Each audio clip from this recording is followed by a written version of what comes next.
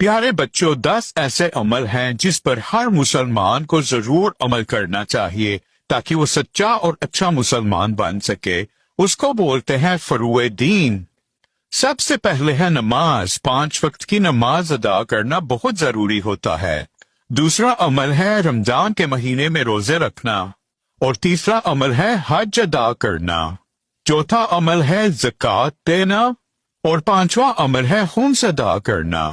6ویں عمل پہ آتا ہے جہاد، اور 7واں عمل ہے امر بالمعروف، نیکی کا حکم دینا۔